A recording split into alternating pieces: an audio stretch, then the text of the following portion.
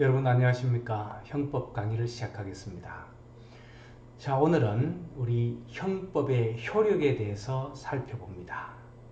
형법의 효력이라고 하는 건 우리 대한민국의 형법이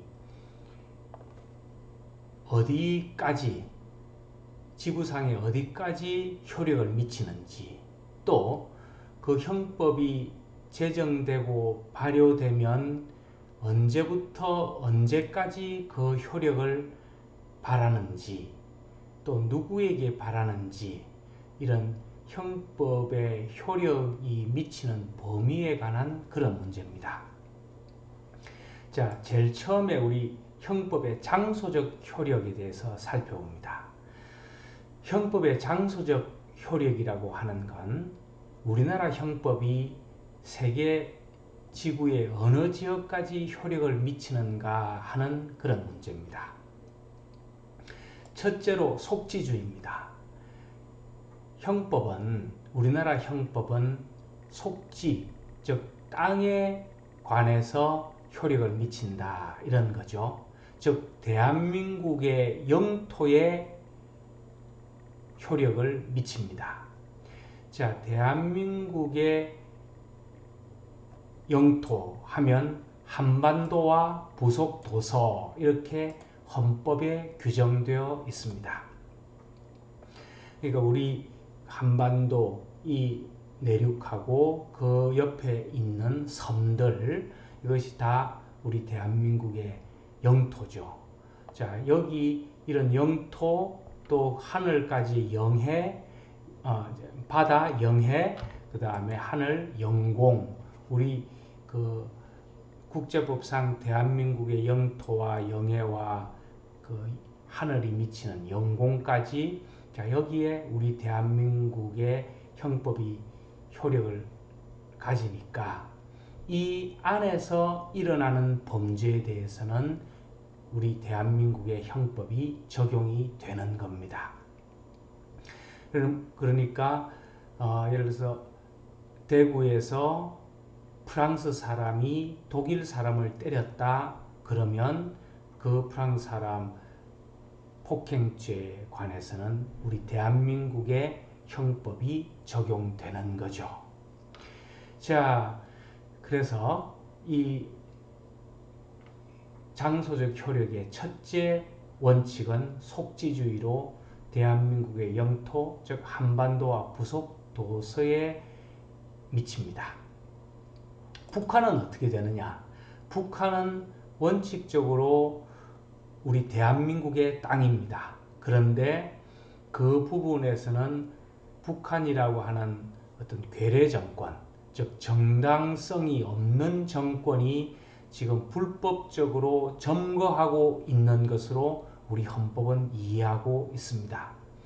따라서 우리 형법이 적용은 되지만 현실적으로 효력을 갖지는 못하는 거죠. 현실적으로 우리 형법을 적용할 수는 없는 지금 그런 상태로 고착화되어서 진행되고 있다. 이렇게 이해하시면 되겠습니다. 그 다음에 그 범죄행위라고 하는 건 범죄 행위 또는 범죄의 결과 이런 것 중 어느 하나라도 대한민국의 영역 내에서 발생하면 한국의 형법이 적용이 됩니다. 예컨대 독일 사람이 프랑스 사람을 일본에서 독약을 먹여서 배를 타고 우리나라에 왔는데 사망은 우리나라에서 했다. 그러면 우리나라 형법이 적용될 수 있다는 거죠. 결과가 우리나라에서 일어났으니까요. 자, 그러니까 범죄 행위나 결과 중 아무 하나만 발생해도 대한민국의 형법이 적용될 수 있습니다. 그 다음에 공해상을 날아다니는 비행기나 그 공해상의 배 이런 것들도 대한민국 국기를 달고 있으면 대한민국의 영토로 봅니다. 그래서 그 안에서 일어나는 범죄는 우리 형법이 적용될 수 있습니다. 그러니까 예를 들어서 문제가 이렇게 나올 수 있겠죠. 태평양에 떠 있는 우리나라 국기를 단 배에서 프랑스 사람이 독일 사람을 때렸다. 이때 대한민국의 형법이 적용되는 건 무슨 원칙이냐? 이렇게 되면 뭐 속지주의, 속인주의, 보호주의, 세계주의 뭐 이런 예들이 나오면 뭐가 돼야 된다고요? 그렇죠. 속지주의가 돼야 되는 거죠. 그 대한민국 국기를 단 배는 우리나라의 영토에 해당이 된다. 이렇게 이해하시면 됩니다. 자, 판례 여러분들 읽어보고요. 자, 두 번째로 인정되는 원칙이 속인주의입니다. 속인주의는 대한민국 국적을 가진 사람이면 대한민국의 형법에 적용을 받는다 이런 겁니다. 그러니까 다른 나라에서 우리나라 사람이 범죄를 저지르면 대한민국의 형법으로 적용이 됩니다. 프랑스에서 한국 사람이 독일 사람을 때렸다. 그럼 우리 형법이 적용되는데 그때 드는 근거가 속인주의 이렇게 되는 거죠. 자, 속인주의하고 관련해서 생각해 볼 수 있는 것이 미 대사관 이런 것들처럼 그 대사관이라고 하는 그 영토는 어떻게 되는가 하는 겁니다. 여러분 잘 생각해 보시면 우리 서울에 가면 각국의 대사관 터가 있습니다. 미 대사관이 있고 일본 대사관이 있고 뭐 핀란드 대사관이 있고 많이 있겠죠. 그죠? 그 대사관 예를 들어 천평이면 천평이라는 땅은 우리 대한민국의 땅입니까? 그 미국이나 일본이나 핀란드의 땅입니까? 그거는 이제 국제법적으로 해석하기 나름인데요. 예전에는 그걸 치외법권 그래서 우리 대한민국의 법이 적용될 수 없는 그 우리의 통치에서 벗어난 땅 이렇게 해서 외국한테 그야말로 할양해 준 그런 땅인 것처럼 해석하는 그런 학설도 있었는데 요즘은 점점 사라지고 있습니다. 쉽게 얘기해서 그 대사관의 땅이라고 하더라도 그 땅은 대한민국의 영토죠. 대한민국의 영토니까 거기서 일어나는 그 범죄는 대한민국의 형법이 적용된다. 이러면 그렇게 해석을 하면 속지주의에 따라서 대한민국의 형법을 적용하는 거죠. 그런데 예전식으로 그 대사관이라고 하는 그 땅만큼은 외국에게 할양을 해준 것, 즉 치외법권 지역, 그 외국의 권력이 작동하는 땅 이렇게 이해를 하면 거기 안에서 대사관 안에서 한국 사람이 뭐 미국 사람을 때렸다 그렇게 되면 속지주의에 따라서는 우리나라의 형법이 적용될 수 없는 거죠. 그렇게 되면 그렇게 해석을 하고 미국 사람을 때린 한국 사람을 폭행죄로 의율할 때 한국의 형법을 적용하면 그거는 뭐죠? 그렇죠. 속인주의에 따라서 그 땅은 대한민국의 땅이 아니지만 사람이 대한민국 사람이기 때문에 우리나라의 형법을 적용한다. 그래서 속인주의에 따라서 그 사람 형법을 적용하는 것 이렇게 설명할 수 있습니다. 결국 이 문제는 그 대사관이라고 하는 그 땅의 그 주인, 땅의 소유권, 그 권력이 미치는 내용 이런 것들의 이해에 따라서 속지주의인지 속인주의가 달라지는 거죠. 자, 예전에 뭐 몇십 년 된 사건입니다만은 우리나라 대학생들이 미 문화원을 점거한 그런 사건이 있었는데 그때는 치외법권이라고 하는 이론이 강했기 때문에 그 땅은 미국 땅이고 따라서 속인주의에 따라서 그 학생들을 처벌할 수 있다. 뭐 이런 그 판례도 있었는데 요즘은 그 내용이 좀 달라지고 있다 하는 것도 여러분 알아두면 되겠습니다. 세 번째가 보호주의입니다. 보호주의는 뭐냐면 속지주의, 속인주의가 다 적용되지 않는 즉 우리나라 한반도나 부속도서도 아니고 또 대한민국 사람이 아님에도 불구하고 우리나라의 형법을 적용하는 경우입니다. 자, 이건 어떤 경우냐면 우리나라의 그런 질서와 안녕에 관한 중대한 범죄는 외국인이 외국에서 범했다 하더라도 우리나라 형법을 적용시키겠다 이런 얘기입니다. 독일에서 일본 사람이 우리나라에 5만원권을 수천 장 위조 지폐를 만들었다. 이렇게 되면 어떻겠습니까? 우리나라 땅도 아니고 우리나라 국민도 아닌 거죠. 그런데 우리나라와 관련되는 건 뭐가 있습니까? 대한민국의 국익을 심하게 저해하는 그런 범죄 행위를 한 거죠.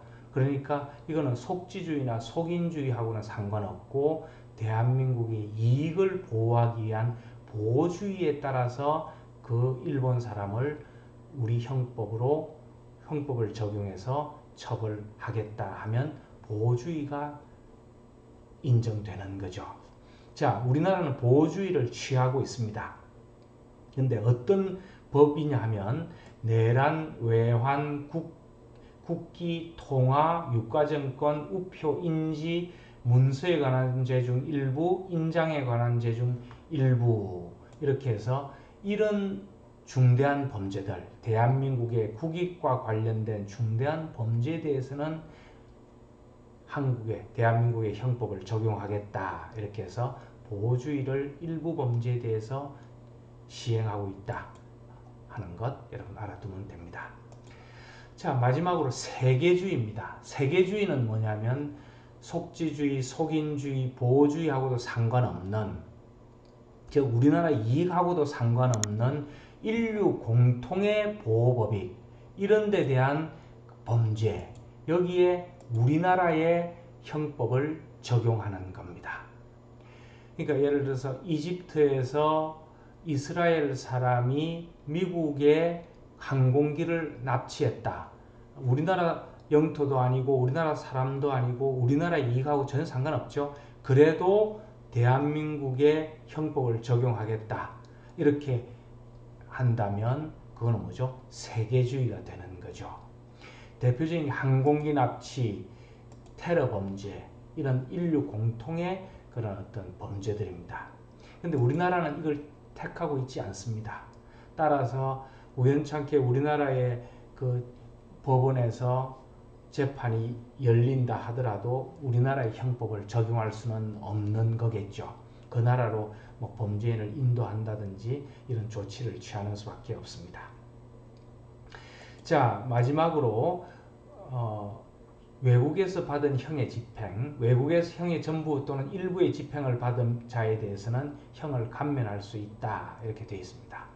자, 그래서 외국에서 이 범죄에 관해서 형을 받았으면 우리나라에서는 감면할 수 있는 그런 규정을 두고 있다 하는 것들 알아두면 되겠습니다.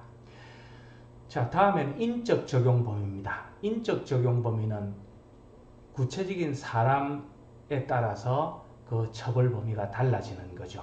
자, 여러분 잘 알고 있는 내용일 텐데 대통령은 내란 및 외환 범죄를 제외하고는 대통령 재직 중에 형사소출을 받지 않습니다. 이거는 대한민국의 대통령이라고 하는 자리가 워낙 중요하기 때문에 뭐 대통령도 그 뭐 폭행죄를 범할 수도 있고 뭐 일정한 범죄를 범할 수 있지 않습니까? 그래도 그런 결정적으로 중대한 범죄가 아닌데 수사를 받거나 재판을 받거나 하면 대한민국의 국익을 심하게 침해할 수 있다는 거죠. 그래서 재직 중에만 쉽게 해서 봐주는 겁니다. 끝나고 나면 당연히 수사받고 소추될 수 있는 거죠. 하지만 내란 및 외환 범죄를 범하는데도 그대로 대통령직에 두고 형사소추 안 한다? 이건 말이 안 되겠죠. 대한민국의 존립을 흔들거리는 범죄이기 때문에, 그죠? 이런 범죄는 수사하고 소추할 수 있습니다. 자, 국회의원은 국회의원으로서의 직무상 행한 발언과 표결에 대해서는 책임지지 않는다. 즉, 뭐 대정부 연설을 한다든지 또 뭐 표결을 한다든지 이런 등등 이런 것 것들 속에 뭐 명예훼손이나 이런 것들이 들어가더라도 형사 책임이 없다는 거죠. 이거는 아예 범죄가 성립되지 않은 겁니다. 하지만 직무상이 아니면 당연히 책임져야 되겠죠. 사석에서 한다든지 국회에서 하더라도 직무가 아니고 그냥 개인적인 감정에 의해서 사람을 때린다든지 그렇게 되면 당연히 책임을 져야 되는 거죠.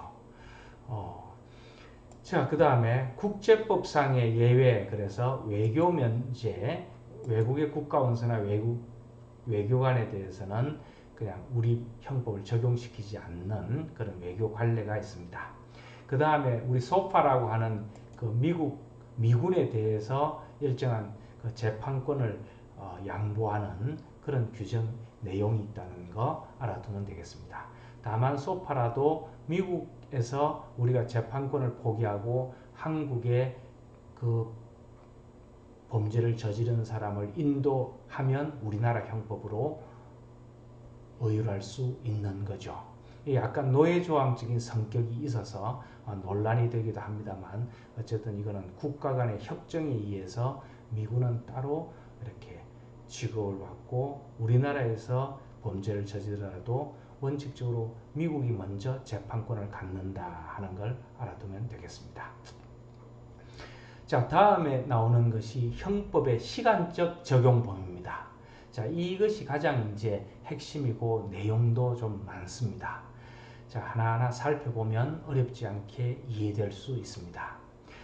자, 형법의 시간적 적용 범위 하면 여러분들이 대체로 이해를 할 수 있겠지만 형법이라고 하는 그런 어떤 형법전이든 형사특별법이든 또는 행정형법이든 그 법이 딱 제정되고 발효가 되면 그죠? 이제 효과를 가져오는 거지 않습니까? 그래서 그 폐지될 때까지 그때 이제 효력을 갖는 거죠. 효력을 갖는다 하는 것은 그때까지 그 발효 시점부터 폐지 시점까지 그 시점 내에서 일어나는 범죄 행위에 대해서 그 형법이 효력을 가지고 적용을 시켜서 처벌을 하는 거죠. 그러니까 그 발효 시점 이전의 행위에 대해서 그 법을 적용시키는 것은 안 된다 그랬죠. 그죠? 우리 죄형법정주의에서 공부했습니다. 자, 그거는 소급표죠.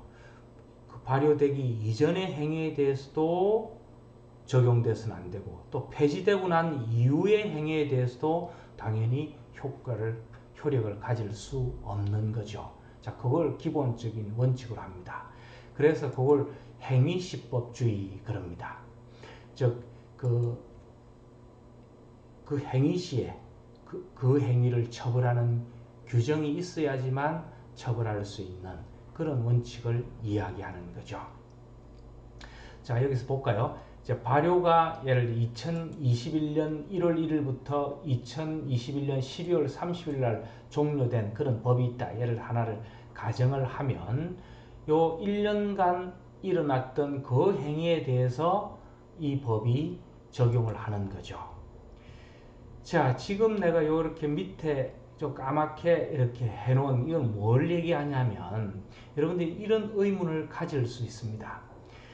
1월 1일부터 발효가 되는데 일정한 범죄 행위는 말이죠. 어떤 범죄 행위는 한순간에 일어나는 것이 아니고 일정한 기간의 연속을 통해서 연속적으로 일어나는 범죄가 있지 않습니까? 예컨대 계속범 그래서 감금죄 같은 경우가 좀 그렇죠. 예를 들어서 사람을 감금시켜 두는데 뭐 사흘도 감금시키고 한 달도 감금시키고 어떤 경우에는 뭐 해외 토픽에 나오는 거 보면 몇십 년도 감금을 시키는 그런 범죄가 있을 수 있거든요. 그러니까 발효되기 이전, 즉 2020년 예컨대 12월 15일부터 시작해서 2021년 뭐 1월 5일까지 범죄 행위가 이어졌다. 그러면 이거는 이 법 2021년 1월 1일부터 발효되는 이 법을 적용시킬 수 있겠느냐 없겠느냐 이런 문제가 발생할 수 있다는 거죠. 종료 시점도 마찬가지죠. 2021년 12월 한 24일 정도부터 시작해서 2022년 1월 5일 이렇게 이어졌다. 그러면 시작할 때는 법이 있었지만 끝날 때는 없었다.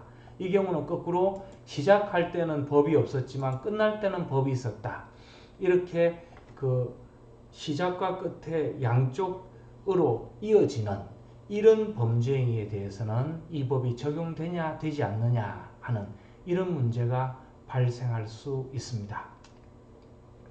자, 여기에 대해서는 학설이 나뉩니다. 시작 시점에 있어야 된다. 끝날 때 있어야 된다. 그 다음에 양쪽 다 있어야 된다. 뭐 아무 한때만 걸치면 된다. 여러 가지 학설이 있을 수 있겠죠. 그죠? 자, 근데 우리 판례는 뭐라 그런다고요? 종료 시점에 그 법이 있어야 된다. 뭐 이렇게 봅니다. 이것도 뭐 절대적인 이유가 있는 건 아니고요. 종료 시점이라고 하는 것이 비교적 명확하니까 그러지 않나 싶습니다. 자, 그런데 어떻습니까, 여러분? 시작 시점에 법이 있어야 된다. 이렇게 보는 입장에서는 이런 주장을 할 수 있겠죠. 적어도 행위자가 내 하는 행위가 법에 저촉돼서 처벌될 수 있다. 이런 예측을 할 수 있으려면, 예측 가능성이 있으려면 이때 법이 있어야지 나는 그럼 법이 없어서 해도 된다 싶어서 했는데 중간에 내 행위 중간에 생겨서 나를 처벌하려고 하는 거 나는 부당하다, 억울하다 뭐 이렇게 얘기할 수도 있지 않겠습니까? 자, 그래서 이거는 생각하기 나름인데 여기에 제 생각을 잠깐 적었습니다만은 어쨌든 이 시작과 끝 모두의 법이 있을 때, 즉 하나라도 법이 없으면 처벌하지 못하는 걸로 이해하는 것이 피고인에게 유리하지 않을까 이런 생각을 해봅니다. 우리 구파, 근대학파의 어떤 인권 보장적인 입장, 그런 입장에서 서는 경우에 더더욱 이렇게 해석할 수 있겠죠. 이 경우도 마찬가지입니다. 근데 어쨌든 지금 현재 판례도 그렇고 많은 학설들이 종료 시점을 기준으로 그 법을 적용시킬 수 있다 없다를 결정하는 종료 시점설을 취하고 있다는 것도 여러분들이 알아두면 되겠습니다. 자, 여기 지금 행위가 계속되고 있는 중 법률의 변경이 있는 경우 이런 경우를 지금 얘기하는 거고요.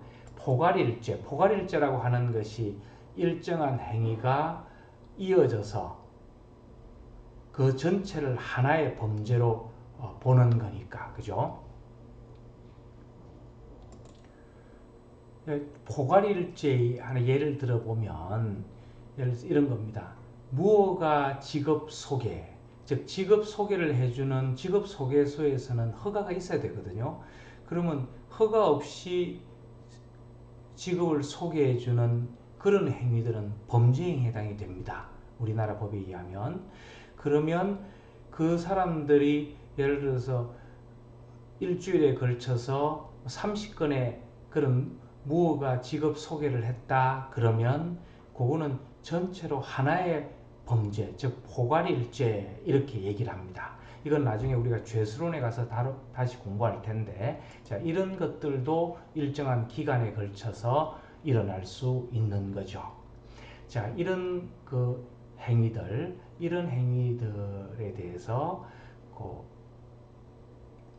이 시작과 끝에 일어나는 경우 이 문제를 어떻게 처리할 것인가 하는 것이 첫째 제기되는 문제입니다. 그래서 어쨌든 제 생각에는 그 피고인에게 유리하게 그 시점 모두의 법이 있을 때 처벌하고 하나라도 법이 없을 때는 처벌하기 어려운 것 아닌가 이렇게 인권 보장적인 차원에서 해석할 수도 있다 하는 것도 알아두고 우리 판례는 어쨌든 이 종료 시점설 이걸 취하고 있다 하는 것도 여러분 알아두면 되겠습니다. 다음에 이어서 하도록 하겠습니다. 수고하셨습니다.